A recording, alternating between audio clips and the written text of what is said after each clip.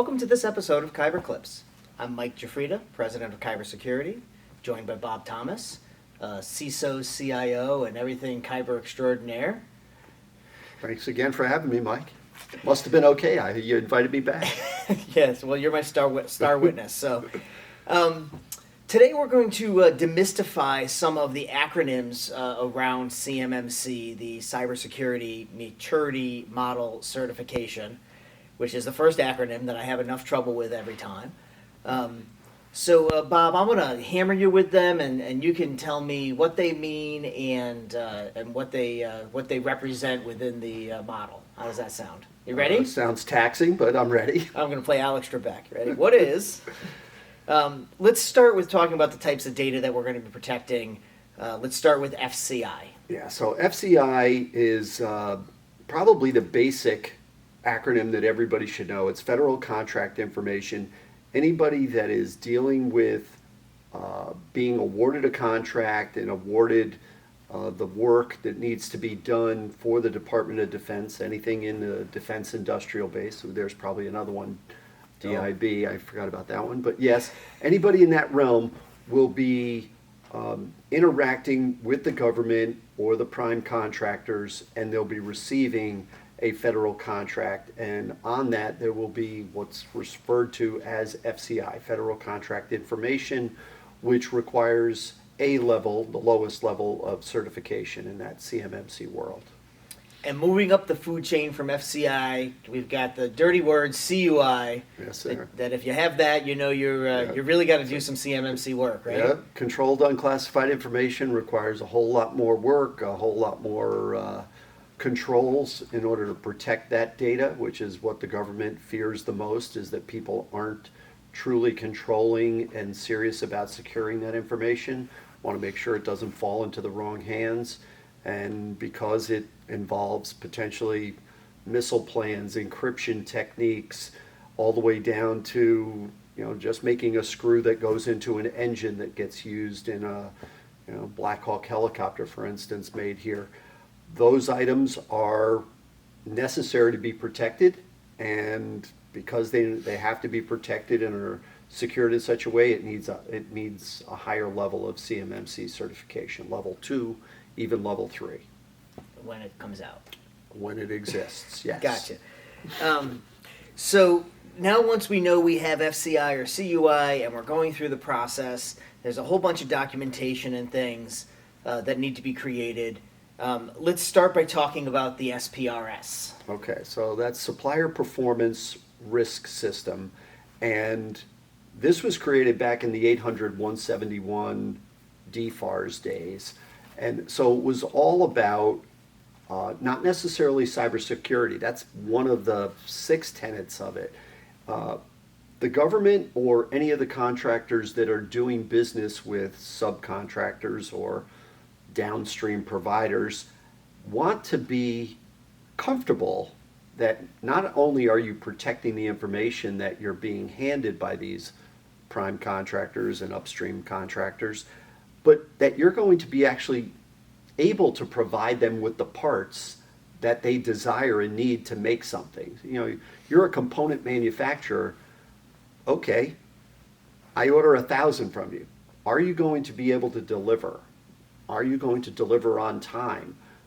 Do you have enough alternate downstream suppliers that if one of them goes out of business, has a lead time problem, that you're not going to impact me if I'm upstream from you? And that SPRS index takes into account all of these things around, can you supply me what I'm contracting you for? And are you going to protect the information that I'm sharing with you? And there's a lot of other pieces, but that scoring system, which is what the SPRS really is a determination of how well you do within all of these categories. And you have to submit it and say, so this is what I can do. You get a score out of this thing. Is there, is this like, when you're in college, you got to get a certain level to be able to pass? Is it? Yeah, it is. Yeah, so you actually start with a negative number, and you work. Yeah, it's very Talk about strange. grading on a curve. Yeah, it's and there are so many questions for everyone that you answer, it reduces that negative factor, and you have to turn it into a positive, and you're trying to get to 110. That's the target number. But just because you don't meet 110 doesn't necessarily mean you can't play in the game. But if your score is negative 25, you're not going to be playing. You'll Fair be enough. shut down. So let's say your score was negative 25. You probably had to create a poem. Yes, I would imagine you would have. See what I did there? Yeah, you weaved that right in there. So plan of action and mitigations is typically what they call it. There's a couple of different ways to describe the M, but the idea of a poem is I've submitted the SPRS, I've come up with a score, and now we've got defense industrial base people wanting to contract with you, but they really don't like your score. They aren't comfortable in dealing with sharing information and shouldn't be at that level. They want to know, how are you going to improve that score? How are you going to get to a better place? And that plan of action and mitigation strategy is, okay, I've got these 10 things that are on my plan for the next quarter. I'm going to do them. This is how I'm going to control. This is mostly around cybersecurity, but it could be around production as well. How am I going to get there? And you're going to commit in a firm manner that you're going to do whatever's necessary to improve your score, to close the gaps, is really what it's all about. And when you have the POAM in place, does that mean you can now continue to do business as usual? Can anything be on a POAM? Like, are there restrictions? So I think the blanket answer to that is no, it can't be anything. The POAM strategy is still being formulated by the Cyber AB, the accrediting board that's handling all of the CMMC certifications and accreditations. So what they don't want to see is a huge risk being exposed, and your comment is, oh yeah, we're going to take care of that in about 3 to 6 months. Well, you don't have multi-factor authentication, and people say, oh, well, when are you going to fix that? Maybe 6 months from now.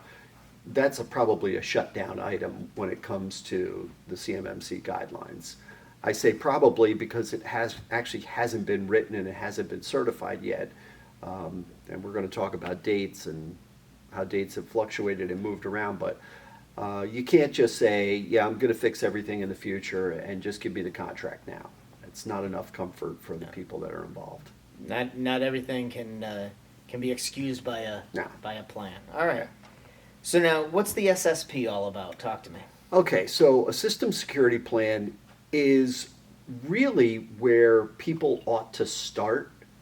That's a baseline description of what do I have to protect, how am I going to protect it, and what controls am I using to actually rein in security issues. So I need to back up my data.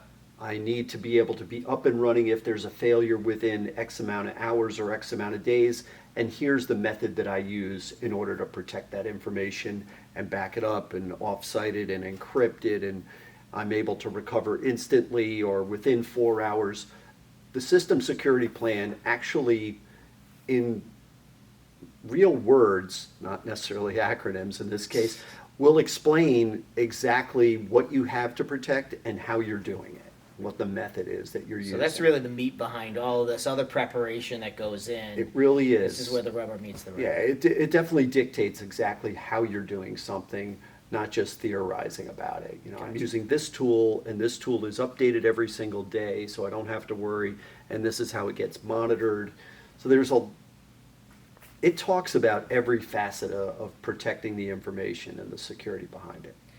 Well, I don't think we've covered all of them because I'm not sure that that's really possible when it comes to working with the government, but those are some of the most common ones that we're working with our clients every day on today. Everybody's thinking about this July 1st deadline and coming out of the woodwork to try to get help to get over the hump. So we're cranking out POAMs and SSPs like That's right. nobody's business. So thank you, Bob, for your information today. problem, Thank you, Mike. Thank everyone, for joining us on this episode of Hyperclips.